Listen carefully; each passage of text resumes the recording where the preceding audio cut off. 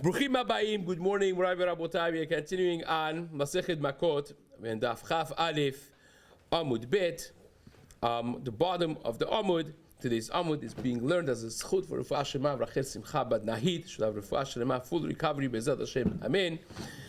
This week's learnings of the community has been graciously dedicated by the Shei family, by Kohen family, by Dayan family. Should all be an ultimate schut for all their families, Bezat Hashem, Amen.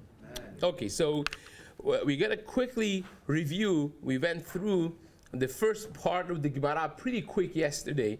We're going to try to do a little quick chazara before we continue it to the two dots on Chaf Bet Amud Aleph. So our Mishnah spoke about the wearing of shatnez as being one of the isurim that you could get multiple makot, sets of lashes of malkut, depending on how many times they warned you, how many times you had the time to take it off, or you actually took it off. So the Gemara says, Amar Bibi, starting quickly from the top of the beginning of the Gemara, top of the Amud, the sixth line. Amar Bibi, Amar Yossi, poshet velobesh lobesh mamash, or afilu machnisu motzi bed yad unkli. What is, when you say, when he's taking it off, putting it back on, taking it off, putting it back on, do you have to take the entire beged out, or do you just take the sleeves off and that would be sufficient? You know, when you go to mikveh, some people want to do different dips instead of coming up and down, like, you know, they just take their hand out and in the water, you know, that because any hair that's out of the water is considered that you're not in the mikveh. So here also, wearing it completely is the isur, and hence, if you take the sleeves off, it's considered that you took it off. Or do you mamash have to take off the whole thing? Says the Gemara, Machvi Rab Acha Bred Rab Ika. Ilu Yevafuki. He showed him that Ilu Yevafuki. Depends on how you learn it. The Aruch Lanir, based on the Rivan over here, learns that he showed him that you have to take off the whole thing. But Rashi over here on the Rif seems to say, and many go with that it's the sleeves off. So interestingly becomes really machloket how to learn the Gemara. But Rav Ashi says, Afilu lo sha'elak telifshot velilbosh chayav. You don't have to actually take it off. If you have a time lapse of the enough time lapse that you could have taken it off and put it back on, and they give you another warning, let's say imagine if it takes 30 seconds to take it off and put it back on, and every 30 seconds they give you, don't wear it, you're still continuing, take it off, don't wear it. You get a new set of chiyuv for every time they warn you after a time lapse that would be sufficient for taking it off and putting it back on, says Rav Ashi. And that's why we pass it. Says the Gemara, we spoke about a very interesting case of yesh choresh telem echad, that you could have a fellow that does one row of plow in his field and gets 8 different obligations of chiyuv makot. So how was that? So said the Gemara, it's a person that does, just a quick review, would be an individual that's doing beshor vechamor, ox and donkey together, that's one isur. Each one of them is bechor, that's another 2. Each one is a isur by itself. It's be'emat hekdesh, right? So that's 3. And then says the Gemara is kilayim bekerem. What you're doing is kilayim. Now, how do you become hayav kilayim? By plowing. Kilayim is only chayav when you plant, not when you plow. So it must be that the seeds are there already, which means the seeds of wheat and barley and grape seeds together. That would be kilayim bekerem. So that would be asur. Seeds are already in the hole in the ground. When you plow, you're moving dirt, and the dirt covers it. So you're plowing, but you're also planting with the plow that you're going through your field. So that's kilayim bekerem. That's the 4th isur. It was shvi'it, so shvi'it can't work the land. That's 5th one. It was yom tov. That's the 6th one. And he is a kohen. So that's the 7th, because it's bet hakvarot we're talking about. And it's also nazir. So 8. Amazing. Fine. So says the Gemara over here. Amar biyanai bechavura nimru vegamru achofe bekilayim loke.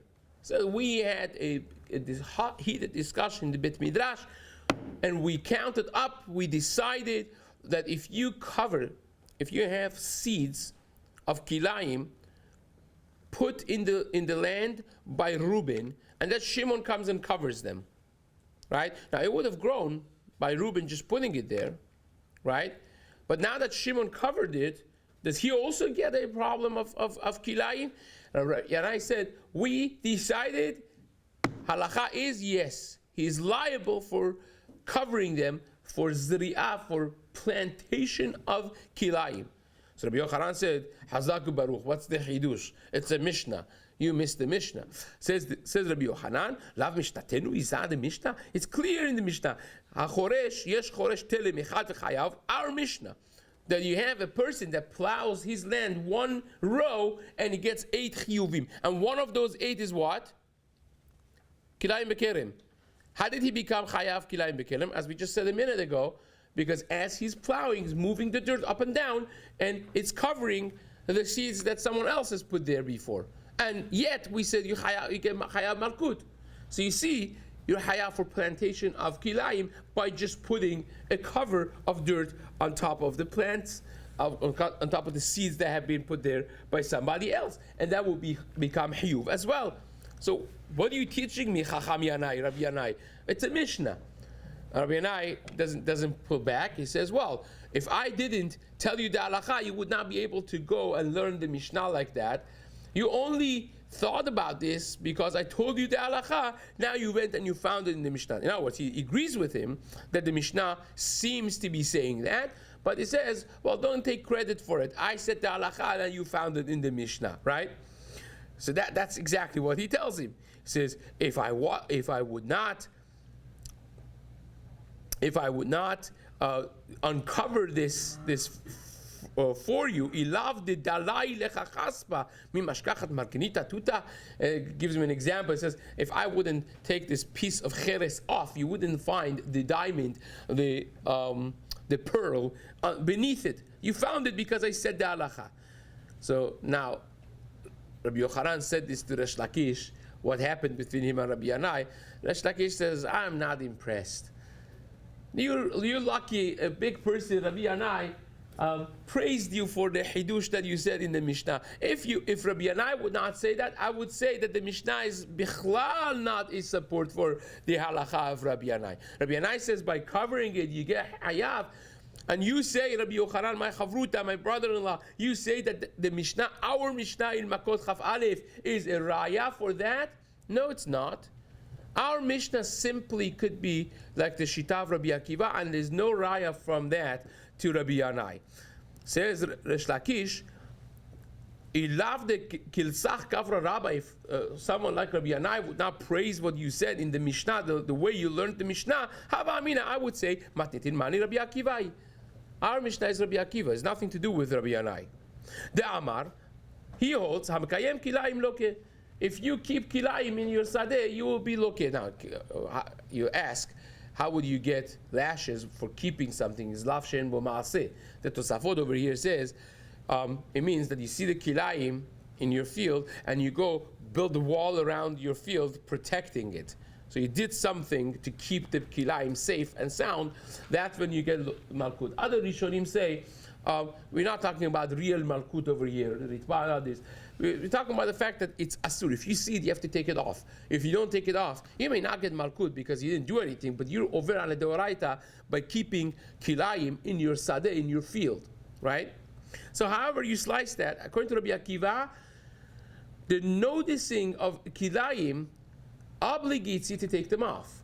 If you don't, you're in transgression of a Torah. And that's what our Mishnah is saying. Because you are plowing, and you notice the seeds there, and you cover the seeds, instead of going and taking out the seeds, you just go on with your life, with your happy life to go with the plow, and now you covered it also. You're not getting malkut for plantation of kilayim. You are getting malkut because you did an action that protected the plantation that was done before. is not any less than making walls around your field, protecting the already existing kilayim. So, are you getting lashes because you planted kilayim? No. But according to Rabbi Akiva, that's not all. You also will get malkut if you will build a wall around your field when already kilayim is there. And this is tantamount to that. That's what the Rish Lakish argued. My Rabbi Akiva. Now, where do we have this Rabbi Akiva? Says the Gemara, the Tanya, Hamrakesh v'Amachape b'kilayim, look it. Right? The Braita says that if you take care of kilayim, you take the weeds out of the growth of kilayim, and you cover the seeds of kilayim, you get lashes. Rabbi Akiva omer af hamikayim. Rabbi Akiva says not only that for sure, and if you take care of it, if you're mekayim, you find somebody else has planted kilayim and you see it's growing, and you don't take it out, or you go build a wall around it, you protect it, you safeguard it, also you will get malkut over there. Says the Gemara. My Tama, what's the reason of Rabbi Akiva? Because the Braita says, Sadcha lo tizra kilayim, en yelaz zorea. How do you know that keeping kilayim in your field also gets a chiyuv? Talmud Omar, kilayim sadcha lo. The way it's written in the Chumash, as we explained yesterday, right? It's kilayim sadcha lo. The word kilayim is from be'emtecha lo tarbiya kilayim. But it says it like that. It's juxtaposed in the wording of the Chumash, kilayim sadcha lo, and Rabbi Akiva learns from that you can't keep kilayim, even though that's already existing in your field. So it says, Ula to Rab Nachman. Amar le, this is where we're holding. Amar le Ula Rab Nachman, v'lil kilayim mishum zorea biyom tov. Oh, wait a second. You're planting, however you slice it, you told me that you're planting kilayim. Now you're not covering it. So if you're planting and it's Yom Tov, so you should be hayav for planting a Yom Tov as well. So you have to have 9, not 8. But by the way, why Yom Tov, not Shabbat? Because on Shabbat, if you do something like that, you don't get malkut. Is lav shenitan la'azharat mitat bedin. Because if you would deliberately work on Shabbat, what would happen to you? You would lose your head. Yeah, right? So it's lav hanitan le'asarat mitat bedin. You don't get malkut on it. But Yom Tov, you don't get killed. There's no death penalty on Chilul Yom Tov, and therefore you get malkut for it. But however you slice that, you're planting on Yom Tov. How in the world are you not getting a set of malkut for plantation on Yom Tov? And the Gemara says something very strange. The Gemara says, yeah, actually you do. You get 9. Tana v'shayir. The Tana didn't count that. Really, it's 9. What are you talking about? The Tana says a number. It says you plow and you get 8. 8, not 9. Amar le Tana katani shemona v'at amrat Tana v'shayir. It gives you a number and you say it's 9. The number that it gives is wrong? Can't be. The Master says, no, you're correct. Amar Rava, yesh chiluk melachot b'Shabbat. This is very important. Ve'ein chiluk melachot b'Yom Tov. I need to explain this. On Shabbat, if b'shogeg, you do a number of different melachot. You do 39 different melachot b'shogeg on Shabbat. How many lashes do you get? 39, right? For Av and a Tolda, it's 1. But for different Avot melachot, you get different ones. On Yom Tov, there's no chiluk melachot. Now, a very super important parenthesis here. You have to realize, on Shabbat, we're talking about shogeg. On Yom Tov, we're talking about bemezid, right? So that's, you have to understand that within the Gemara. On Yom Tov, if bemezid you do the different melachot of Yom Tov, you'll get 1 set of lashes, says the Gemara.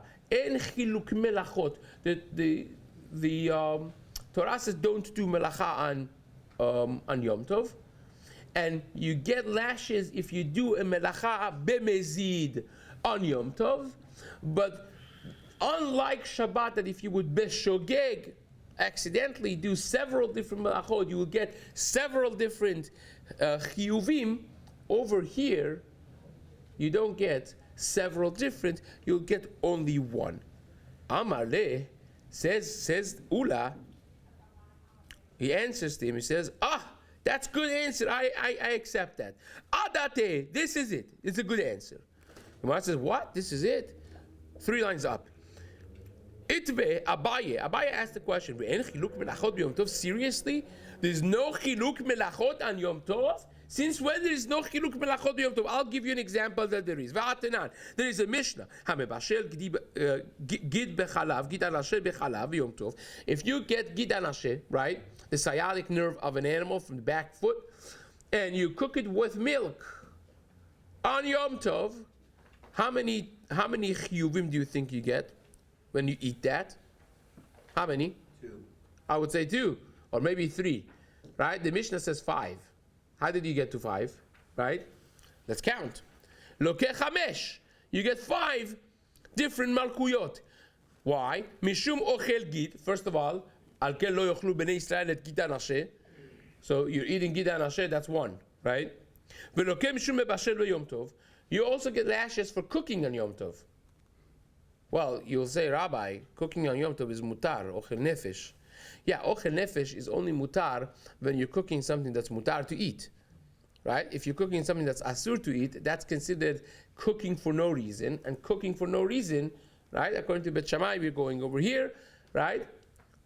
That shelo lesorech, it's asur. Only the sorech ochel nefesh is mutar, right? So that's cooking on Yom Tov shelo lesorech. So how many do we have so far? 2. V'nokeh mishum mebashel gid bechalav, right? You can't cook meat and milk together.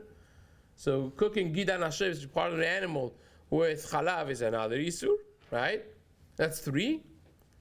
V'nokeh mishum ochel basar bechalav. So you're also eating basar bechalav, right? Which is another lo tebashel gidi b'chalev imo, 3 times mentioned in the Chumash. One of them we learn that you can't eat cooked cheese and milk and meat together, right? So that's how many so far? 4, right? Velokeh mishum havara, and you also lit the fire to cook this, right? 2 and 5 are the same. Right? So you also get an isur for lighting a fire, which is one melacha also. One of the melachot is havara. The other melacha is bishul, right? So you have, how many isurim do we have here? You're eating gid anashe. 3 of them are eating problems. 2 of them are bishul problems. You're eating gid anashe. You're eating basar bechalav,